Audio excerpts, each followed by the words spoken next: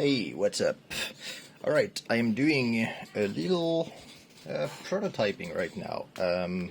For the PC, I have originally ran dual dampers with or without springs between the rear poles on the pod and then various points over here. So that has been one thing. But recently, because of how bumpy the track I have not ran the damper, just so the reaction time is a little bit quicker and I can actually drive a little bit better. But I still would like to have some sort of dampening, and so I'm going to try something that I have been thinking about for quite some time, which is the two-plate dampers. So I have just made a mock-up of a plate that will go between the rear poles, which is attached to the pod, and then there's going to be the same springs I'm using for the front, which are very short. There's going to be one for a lower plate and one for an upper plate, and then a bolt on the top to lock it down and make it more or less tight. So I have to file those a little bit, not file, but just sand them so they are a bit smoother. Same with the central plate. And then I'm going to just try to figure out how to make that happen with whatever I have lying around.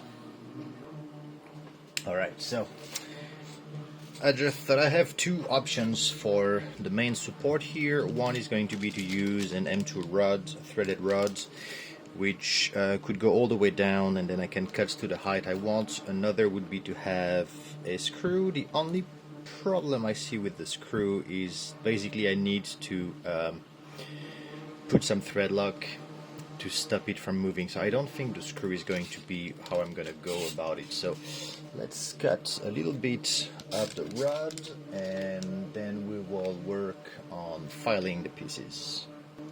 Alright, tool in hand. Okay, so I'm gonna cut the rod generously to begin with, and then later I will remove whatever I don't need, because I don't know how much I want to put. Okay, so this is all the way in. Okay, so this is super long, which is good for the purpose. Right now I'm going to sand my various plates a little. So those would be made of the same resin, SLA, that I use for the pod or the uprights in the ends. The central plate could be either made the same way or in FRP or in carbon. I am not sure yet. I'm yet to see how it's going to work. Would be just more practical to do it in SLA, simply that allows me to do lower amounts every time, so that's just logistically would be better, but I need to see as well about flex and breakage, so I do not know yet. Alright, so I have my central plate that will be squeezed between the two plates. I have my lower plate and my upper plate that is gonna go like so inside. So I'm gonna start with my spring. So this spring that I have gotten for the PC is very short, and it's medium strength. It works really well for the application.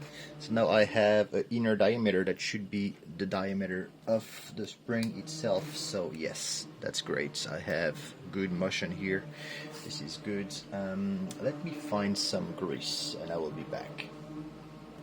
Alright, awesome. Alright, so I got my tube lube for tube dampers from CRC, which I going to use for the purpose of testing here.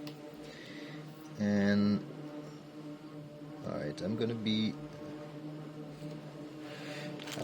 a bit generous because I do not know how much the the ABS, the porosity is going to act here on me or not. So I'm gonna mount now the upper plate, which is basically the central plate for the damper. And then we will work on the upper part. Okay, so this is a system I've wanted to try for quite some time, because the original design with the double damper tube works well. I just think it's not that elegant. It's very adaptive. You can use a lot of different dampers from the market, from different brands. You can use with or without spring. You can change to all the different mounting points that are on the upper deck here. But okay, let's see how this feels. Oh, this is good. You can see the oil damper is moving with it. Well, there is a little bit of crunchiness just because of the surface of the print. This is to be expected. It's not that big of a deal. It wouldn't be the same if it was in fiber or in SLA, but this once again is just for the purpose of testing things out. Alright, the upper plate is on. We're not going to lower the spring, so you can see the spring is maintained fairly well in there. I can actually lower the diameter of my inner part here quite a bit, but for now it should be okay. And now we're going to add a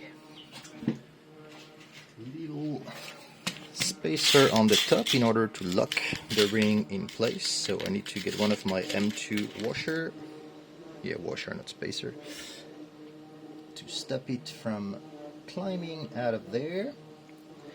And then we will put a nut, locking nut on the top, and we will cut the rod to size. Now, the top of the rod having been cut quite roughly with the plier, I'm not sure how easy is it going to be to fit the... Yeah, it is pretty hard to fit the washer in it right now.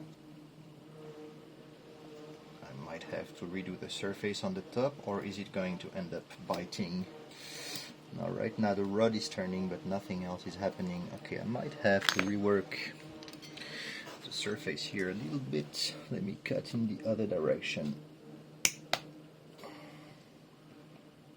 Flatten that a little bit. So, of course, if all in all this system ends up working, I will get some pre-cut rods that will not have that issue. Yeah, it's perfect now. It's going in easily, so it was just a matter of the metal that I expanded a little bit too much on the top. My tool is not deep enough. Okay, well, I guess we can cut and start again, because we're gonna need to go down quite a bit. I was very generous with the length of the rod here. So I'm not gonna go too tight on it. And now you can have a good idea. So there is a limit now to the suspension travel, which is a good thing.